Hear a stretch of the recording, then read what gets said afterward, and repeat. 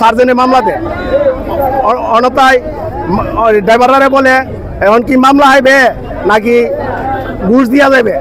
আমরা বিগত দিন অনেক দিন ধরেই আমাদের প্রায় 58টা গাড়ির মতো পুলিশ ফাঁড়িতে আটকে রাখছে, সার্জেনের দৈরে আটকে রাখছে।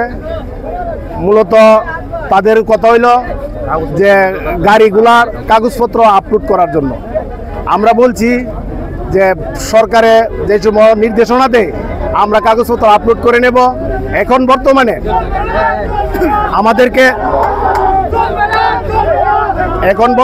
আমাদেরকে ওই চলাচলের অনুমতি দেন, আমাদের গাড়িগুলা ছেড়ে দেন, গরিব মানুষেরা না আছে। মূলত এই দাবিতে আমরা পুলিশ সুপার মহোদয়, ডিসি মহোদয় ওনাদের সাথে দফায় দফায় কথা বলছি, ওনারা গাড়িগুলি ছাড়ে নাই। পাশাপাশি ব্রাহ্মণবাড়িয়া জেলা শহরের ভিতরে অবৈধ গাড়িগুলা চলতে পারে, যেসব গাড়ির ফিটনেস নাই, সরকারের কোনো অনুমোদন নাই, বিআরটি এর কোনো অনুমোদন নাই, এইসব গাড়িগুলা চলতে পারে। আমরা যদি ভিতরে ঢুকি এমনি গাড়ি ঢেরে দইরা প্রশাসনে মামলা দেয়, সার্জেনের মামলা দেয়। অনতায় ড্রাইভাররা বলে এখন কি মামলা হইবে নাকি ঘুষ দিয়া যাবে। আমরা সিএনজি চালিত শ্রমিক মালিক সবার মাধ্যমে আমরা নেতৃত্ব যারা দিই, আমরা সবাই আসছি।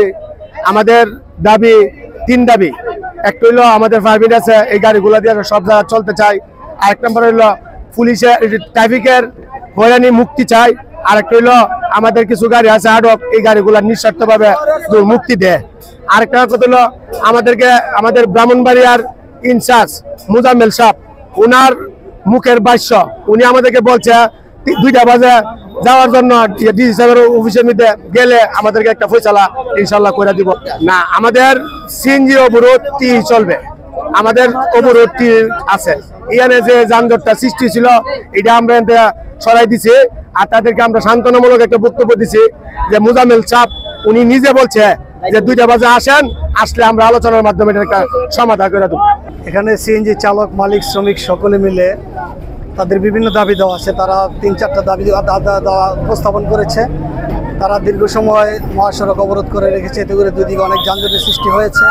তাদের সাথে আমরা কথা বলেছি, নেতৃবৃন্দ সহ শ্রমিকদের সাথে কথা বলে তাদেরকে আমরা আশ্বস্ত করেছি তাদের দাবি দেওয়াগুলো নিয়ে ডিসি স্যার এবং এসপি স্যারের সাথে আলোচনার জন্য তাদের প্রতিনিধি যাবে, আমরাও সেখানে থাকবো।